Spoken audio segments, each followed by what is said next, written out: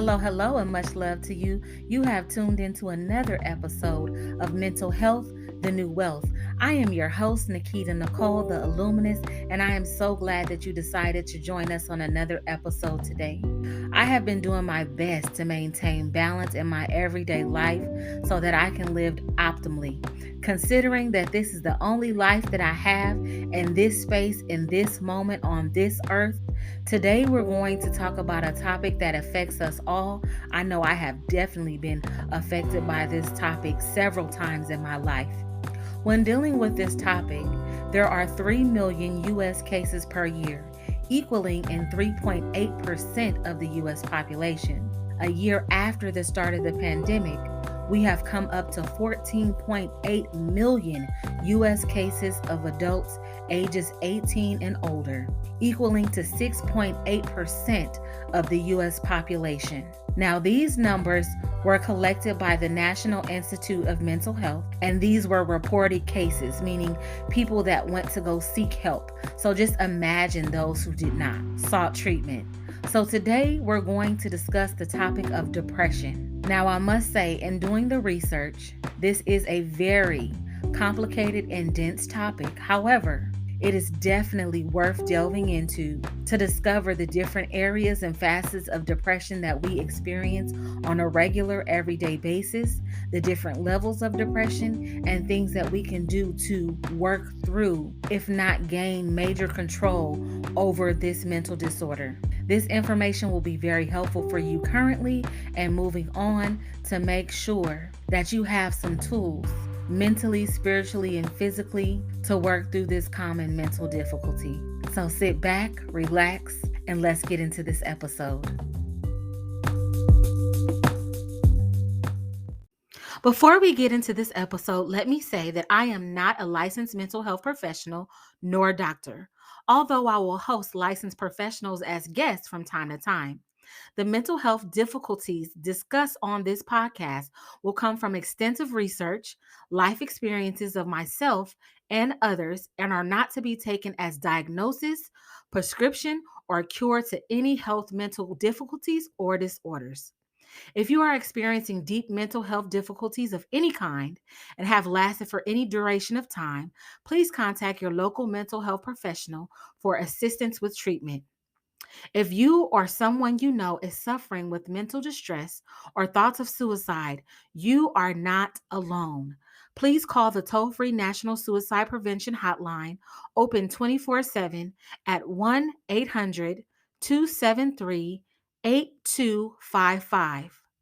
Again, that is 1-800-273-8255.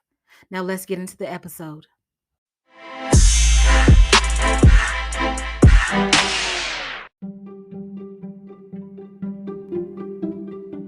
Depression is identified as a mental health disorder characterized by persistently depressed mood or loss of interest in activities, causing significant impairment in daily life. Otherwise, depression is a mood disorder that causes a persistent feeling of sadness and loss of interest. Causes for this depression can be a combination of biological, psychological, and social sources of distress. We are back at it again, y'all, on the 5th episode of Mental Health, the New Wealth. Can you believe it's been 5 episodes already? I appreciate you guys for rocking with me, continuing to show love. It means the world to me. You have no idea.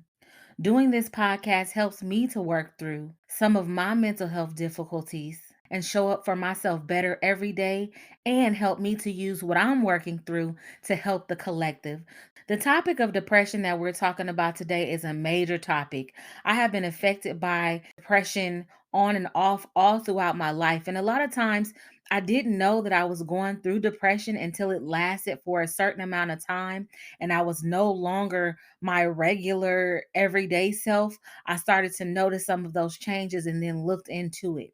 But a lot of us, especially since the pandemic, since 2020, have had various bouts with depression, whether you know it or not. There's been so many new things that we have had to adapt to in such a quick amount of time that even the most upbeat, optimistic person has been having issues with just coping with everyday life and adjustments, whether it's been how you will function at work or whether you still have employment, how your children will be educated, and what that looks like for you and your family on a regular basis, what you do and do not believe so far as health standards and practices, and just stepping your game up, paying extra close attention to your overall health, mentally, spiritually, and physically. So it's totally understandable to say that a lot of us have gone through depression. This episode is going to help us break down the different variations of depression and how they affect our everyday lives. And then, of course, you know, your girl is going to give you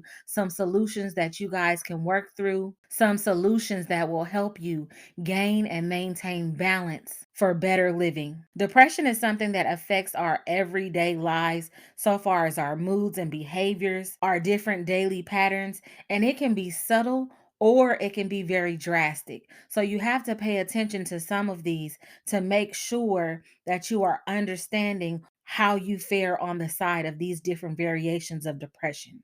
So let's go into the different levels of depression and how they affect our everyday lives. Depression can affect our moods so far as anxiety, apathy, general discontent, guilt, hopelessness, loss of interest or pleasure in activities, mood swings, and sadness. When dealing with behavior, it can affect us in the form of aggravated agitation, excessive crying, irritability, restlessness, and isolation. It can also affect our physical functions, so far as sleep, weight, fatigue, loss of appetite, lethargy, weight loss or weight gain, insomnia, to name just a few. So, clinically, we can say any sadness or low feelings of despair lasting more than 2 weeks and affect your ability to function on a regular basis is considered as depression. So, in doing this research, there are several levels of depression, and please believe this topic alone is very dense. So, I'm going to give you these levels as simple as I can so that you would be able to digest them and identify some of the areas in which you may see some of these behaviors within your own life or those around you so that you can pinpoint and focus on starting to do the work. We all feel sad and down from time to time. There's nothing wrong with having these feelings. There always is a yin to every yang, a up to every down. You're definitely going to feel sad sometimes, but when it lasts over a certain amount of time is when you should be concerned. So let's talk about major depression. Major depression can last weeks or even months, and it's more of a consistent worry, anxiety, thought about death or self harm or suicide. And this is one of the depression levels that you should seek professional help. Persistent depression is the same as major depression or clinical depression, however, it lasts for 2 years or more. Manic depression, also known as bipolar depression, is an ongoing up and down of high energy, low energy, and racing thoughts and speech. At times, you can think very grandiosely, which increases your self esteem and confidence, and be overly optimistic. Because of this, you tend to have unusually risky or self destructive behavior. Very low ebbs and flows of depression happen before a manic episode or after. So it's the feeling of being very, very low, then extremely high, and then after the manic episode, very, very low again, which causes a roller coaster in your behavior. Depressive psychosis is depression that is involving hallucinations, delusions, and paranoia. With this level of depression, you have issues with sitting still, or you may experience having slow physical movement on a regular basis. Another level of depression is prenatal depression, also known as postpartum. This occurs during pregnancy within the first 4 weeks of childbirth. You experience anger, rage, exhaustion, amongst so many other feelings of discomfort and worthlessness. 1 out of 10 men experience this level of prenatal depression also. Usually, this is due to being overwhelmed of this new life change, of your body being stressed from just delivering your baby, and feelings of inadequacy, not sure if you'll be able to take care of your child and yourself. Due to this, you have high ranges of emotions, swinging from high to low. Another level of depression is premenstrual dysphoric disorder, or PMDD, which is severe PMS. While PMS is both physical and psychological, PMDD is mostly psychological, and the symptoms change from day to day, before menstruation, during menstruation, and after. A lot of these effects are physical, such as bloating, cramping, breast tenderness, headaches, joint muscle pain, mood swings, food craving, amongst others. One level of depression that is very common that I've suffered from also is seasonal depression, or SAD. This level of depression usually happens during the winter months, starting in fall, and gets worse as the winter goes on. Once spring comes around, your mood normally tends to improve and return back to regular. Seasonal depression is also related to a form of situational depression. Situational depression is also related to major depression, but it is brought on by certain situations.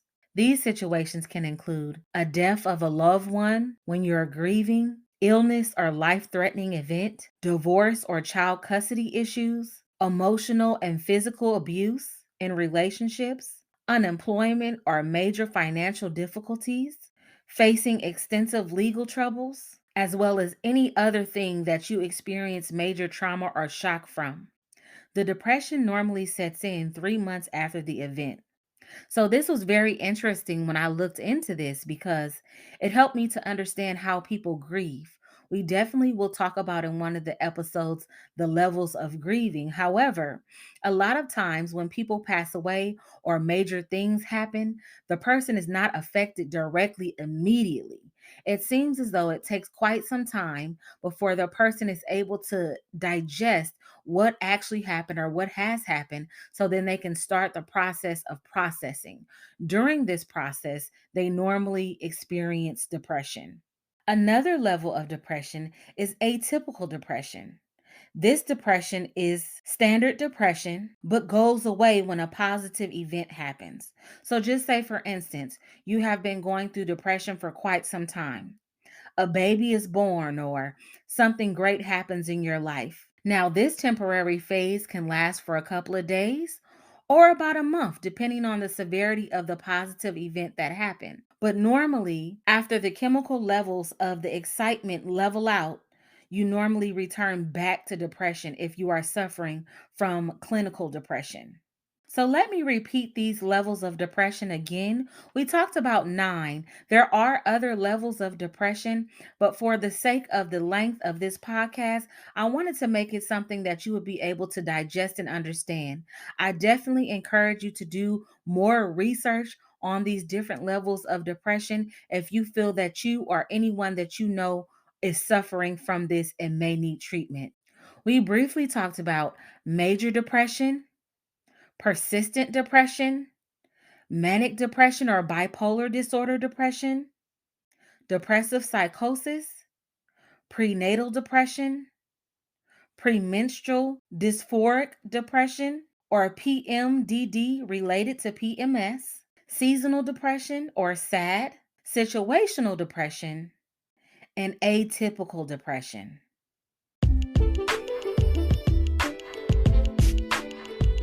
This episode was brought to you by BetterHelp. Counseling by online chat, video, or phone available anytime, anywhere. Get started today with 100% private counseling anytime, anywhere. BetterHelp's mission is to make professional therapy accessible, affordable, and convenient, so anyone that struggles with life challenges can get help anytime, anywhere. Go on to betterhelp.com and sign up for your therapist today. That is BetterHelp.com.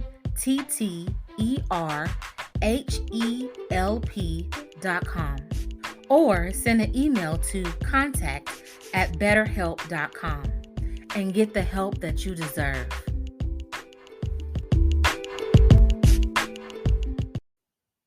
Now, you can experience these levels of depression one at a time, or you can experience several levels of depression collectively all at the same time for a short amount of time or a long period of time, also. But it's important to look at your behavior and your mood on an everyday basis and look at your environment. What parts of those areas increase your levels of depression? What activities do you participate in that may increase those levels? Psychotherapy is treatment for both mental and behavioral disorders through talk therapy and is usually accompanied with medication. Not to say that the other levels of therapy do not use medication, but psychotherapy especially works on your brain function and the way that your brain works. So, usually, medication is coupled with this level of therapy so that you can have the best outcome when dealing with severe depression. Now that we've talked about the different levels of therapy that you can experience, let's briefly go into medication. There are various levels of medication that you can take. So, these levels of medication that I will be discussing are things that I researched and I spoke with other people about and are not to be considered as something that I am telling you to start taking. And actually, all of them require you to be prescribed from a medical health professional. So we have the SSRIs. These medications ease symptoms of depression, mood, and anxiety by regulating your serotonin, which is a chemical in your brain that induces happiness. Another level of medication is antidepressants. These can treat depression and other chronic illnesses such as diabetic neuropathy, fibromyalgia, chronic muscle and bone pain, and in some cases, Parkinson's. There are also antipsychotic drugs, which reduces or improves certain psychotic or neurologic conditions, such as schizophrenia, bipolar disorder, and in some cases, also irritability associated with autism. In Western medicine, on the physical aspect of therapy for depression, in my research, I discovered that there was electroconclusive therapy, or ECT, which is also known as shock therapy. And I must tell you, in my research, when I saw shock therapy, along with other levels of this type of therapy, where you send shock waves or rhythmic pulses electronically through the brain and through the body, there was a certain level of discomfort that I felt, was a certain level of lower vibrational energy. So I must say, I do not want to exclude you guys from having all the information that you can have. However, in my spirit, the energy that I received from looking into this electromagnetic therapy and this shock therapy was not on a high vibrational level. If you know about this therapy or this level of therapy and you have taken this therapy, please leave a comment or send a note and let me know how you have benefited from it. But as I was researching, I just could not continue on because it was a very low vibrational energy that was related to it. So I didn't get a lot of information and I actually felt that it was cruel. It actually saddened me for a moment. So I discontinued research on shock therapy and electromagnetic pulse therapy, especially in researching and seeing that it caused seizures, headaches, negative things. I just discontinued that. But I do encourage you, if you are interested in the topic of electromagnetic therapy and shock therapy, definitely look into it. It is worth some understanding. Vibrationally, I just was not able to do it. There are so many avenues that you can take advantage of when dealing with depression, but one of the main things is reach out to someone. Let someone know, especially a mental health professional, that you are going through it, that you are having issues, and that you are feeling the way you're feeling. However, when you do seek professional help, you do not have to get on any medication. You should not have to take anything that you are not in agreement with, and you should not have to be physically subdued or apprehended in any way unless you are a harm to yourself and others. And I feel like it's important to say that because in a lot of situations, because you may be going through things and you might not basically be able to understand what is going on with you, it's hard to articulate what you're going through. It's hard to say and express how you're feeling. And you might say one thing or another, and it might be misconstrued totally in a different way. And especially dealing with mental health disorders and difficulties, please, y'all, have empathy, love, and compassion. Call a mental health hospital or some sort of outreach center when one of your loved ones or you yourself is going through mental health difficulties or disorders. Calling law enforcement or the police is not an effective way to address mental health difficulties. There are so many of our loved ones and our people that have lost their lives because someone decided to call the police or law enforcement instead of calling the local mental health departments. So please handle these situations in a by case basis and please handle them with care. Now, with joy, I come to this level of treatment when dealing with depression and various other levels of mental health difficulties and disorders. My favorite treatment that is near and dear to my heart is alternative medicine. Alternative medicine is not Western civilization medicine, and in most cases, it is natural and non abrasive.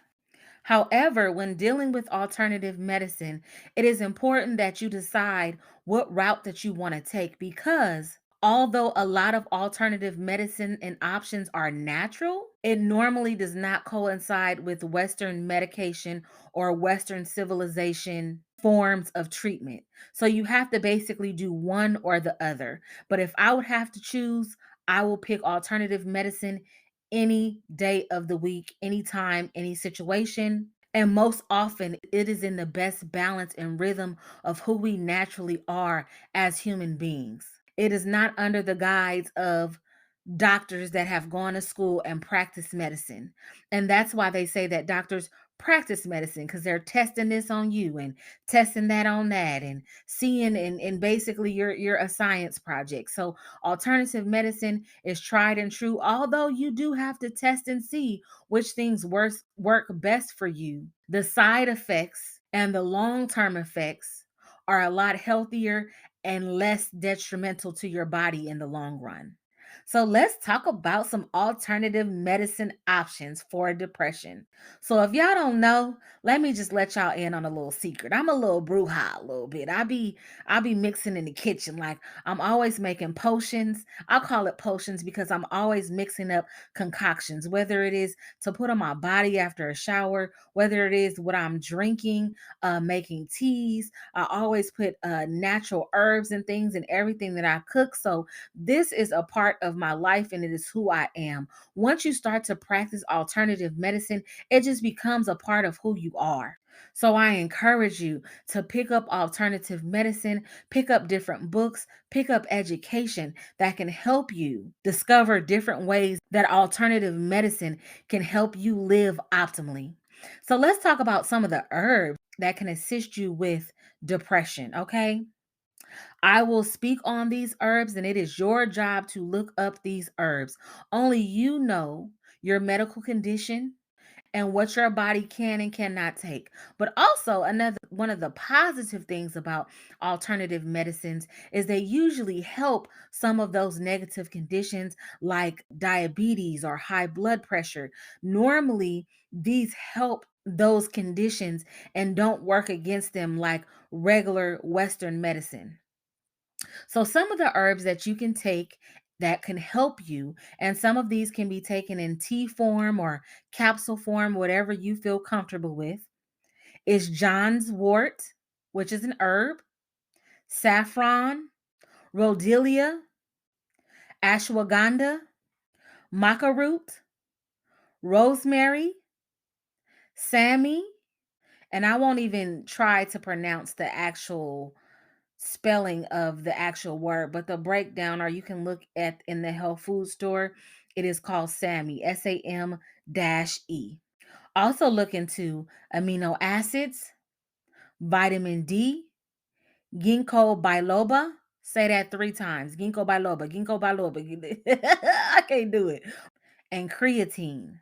These list of herbs can help regulate your body, boost your mood, and help with some of the neurological effects of depression.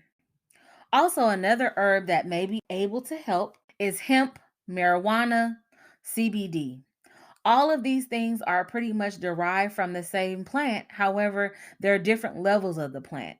CBD can be used and ingested and can help your mood, but it doesn't necessarily get you high. Whereas marijuana in itself definitely does.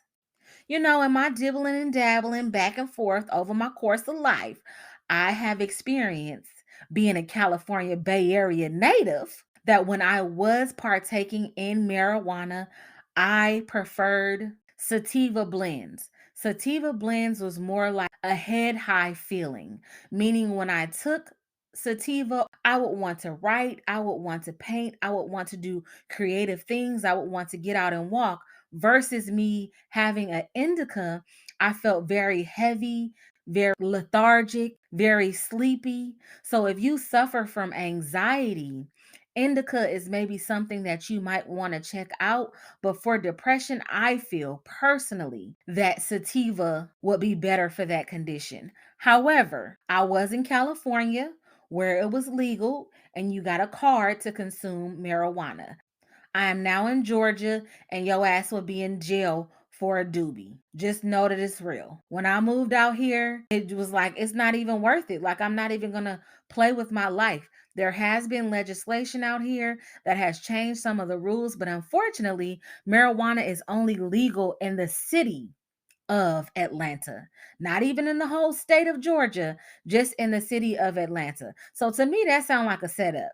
You can be in Atlanta the moment that you get out of the outskirts of Atlanta and you're somewhere else. You can be in the clinker for having any amount of marijuana on you or any paraphernalia, a grinder, blunt wrap, anything of that nature. So I just wouldn't risk it. So when dealing with that, food with CBD, because CBD is illegal or pretty much all areas as I know of, it's just not worth the risk of losing your life trying to balance your depression and other mental difficulty disorders, trying to get you a little smoke in, and now you're going to be really stressed out because now you in jail. Another thing that I have dabbled with, being also a California Bay Area native, are shrooms or psilocybin. Retard cancer cells and have other different physical effects, while some help with neurological and psychological effects. Just as I said with the marijuana, try mushrooms at your own risk. But what I will say with mushrooms is that if you are paranoid, or you are experiencing low vibrational levels, mushrooms is something that you need not deal with. Only because certain strands of mushrooms only amplify how you already feel. So if you are feeling depressed, if you are feeling lonely, if you are having issues that you just have not been able to work through, if you are feeling suicidal, then mushrooms is not something that you would need to partake in because it will amplify how it is that you feel. It's to be taken once you have gained a certain level of balance and you are looking at your recovery and your treatment with optimism. You are already starting to do the work and you are pushing past the lower levels of depression. So, if you are just starting your journey on working through your depression, I do not suggest you try psilocybin. However, if you have gone well within the work of depression and other mental difficulty disorders, I would say to try it. But like I said, honor your state. I don't want you to say, I listened to the Mental Health, the New Wealth, and Nikita Nicole, the Illuminist, told me to get on some shrooms and smoke some weed. So I don't want to be, responsible for that. But that is something that I do know that has helped myself and others. So let's get off the herbs, okay? Let's talk about some of the things that we can physically do to help with depression. Massage therapy is a major one.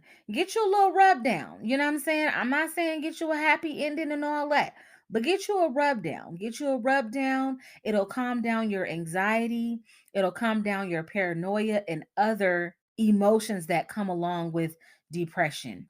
I will also suggest some acupuncture.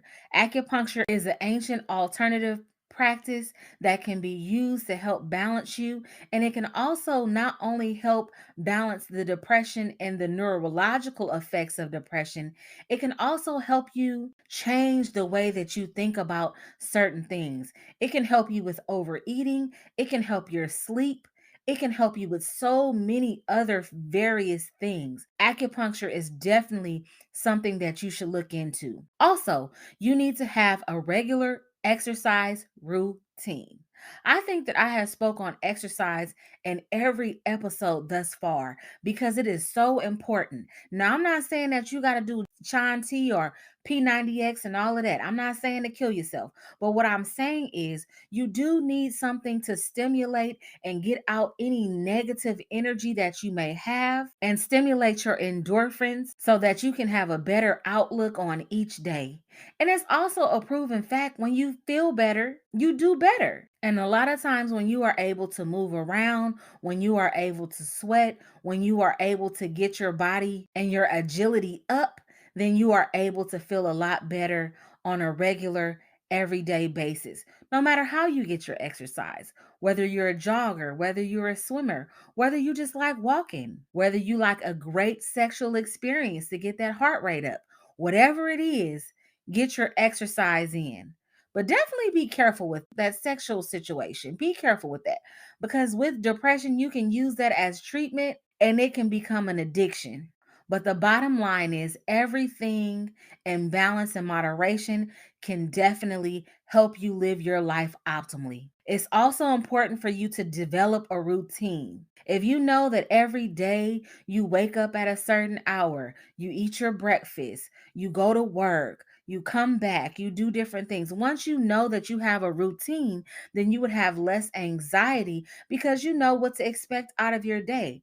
A lot of depression and a lot of people that experience anxiety induced depression experience it because something happens in their day that they're not prepared for or is too off from what they normally do. So if you know that you go to bed at 10 o'clock every day, it probably would not be a good idea for you to go to bed at 1 o'clock or skip any major thing that you do on a regular basis because it would kind of cause a glitch in your day and different triggers in your body in your everyday life. It's also important to set small goals so you can have levels of accomplishment. What I mean by this is just say, for instance, you have a pet, which also pets are very good if you are experiencing depression, especially dogs, because they love you. They love you so, so very much. So just say, for instance, you set a goal that you walk your dog a couple of times a day. This is something that you do it at certain times a day, and you don't miss this. This makes sure that you get out of the house and you accomplish something. You feel like I achieved something that I set out to do today. Also, you keep appointments for yourself. I scheduled a massage appointment. I scheduled an acupuncture appointment. These goals are set to help me to take care of myself and to amplify my self care and my self love for optimal living. Also, it's very important for you to eat healthy. There is no way around it. You are what you eat. So, if you're eating a lot of saturated fats, a lot of carbs, a lot of things that keep you heavy and lethargic, then it's going to be very hard for you to not be depressed. It's going to be very hard for you to keep optimal levels of energy. I recommended this once before. Check on this book, Eat Right for Your Blood Type. Based on your blood type, you should start to develop a diet that is best for you so that your body can function at the best level possible which means that you will have the best attitude, the best emotions possible, providing that everything else falls in line. But at least your body and the things that you eat won't be an issue. Another thing that you need to check on, which is the last episode that we just did, episode 4, which you should tap into, is get you some rest. Take your butt to bed. A lot of people that suffer from depression, anxiety, and other mental health difficulties and disorders have terrible sleeping habits. This can induce manic depression as well as other. Oh, I forgot about this one. Another thing that you can do is aromatherapy. They have so many different levels of aromatherapy. They have diffusers, they have different essential oils. You can use candles. You can have eucalyptus and different herbs in your bathroom or around your house. You can get a boiling pot that you can steam in your house. There are so many levels of aromatherapy, but I have discovered that when you smell calming smells and smells that make you feel comfortable, it helps you with your mental stability and your emotional mood swings. It is also important to avoid alcohol and other drugs. Now, I know we spoke about marijuana, okay, and mushrooms, but I spoke on those as a means for treatment. We're not using and abusing these things as crutches in order to not do the work. That is not what we're doing, okay? So if you are using anything as a crutch to not do your work or keep yourself in an altered state, that is not a good thing to do. So avoid all alcohol and other drugs. And if you do them, I'm not judging. That's your business. But just do it in very small increments in moderation. Another major important thing to do, y'all, is have fun. Don't take things so serious. Laugh sometimes, joke sometimes, yell for no reason. These are things that you can do to make sure that you continue to stay happy, healthy, and err on the side of balance with your mental health, your spiritual health, and your physical health. Usually, when dealing with depression, it is associated with lower level vibrations. So, when you deal with vibrations of love, laughter, happiness, joy, these are higher level vibrations that is not on the same frequency as depression. So if you are on a higher level, it is harder for you to be affected by the lower levels of depression because you're keeping yourself uplifted and upbeat. So have yourself some fun, be around others that love to have fun and healthy fun. Not fun at the expense of others, but healthy, happy, loving, compassionate fun.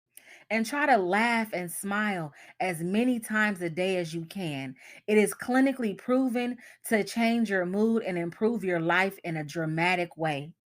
Also, another great thing you can do while you are having fun, go outside, get you some Dr. Sun. Getting sun on a regular basis and that vitamin D in your body and in your system helps you to live your life optimally. I remember when the pandemic first happened and they were putting different mandates out and different regulations, and people were like, I'm not going outside. They said to stay inside. Okay, now they didn't tell you that you cannot go outside and collect natural sun. Okay, they did not tell you that. Soak up some sun, get some nature in your life. Listen to the birds, look at the different animals. Sit in solitude and just be in gratitude for being alive to be able to experience those pieces of nature. If you live in a city area, try to go to a park and just sit and soak in what nature has to. The bottom line in this whole episode is if you are suffering from depression or know someone who is, please get help. Get on a regular schedule with a mental health therapist so that you can get the help you need. We need to show up every day as our authentic self. I need you to be completely you so that I can continue to be completely me. We need those smiles. We need those jokes. We need your perspective. We need your personality. We need in this world everything that is authentically you.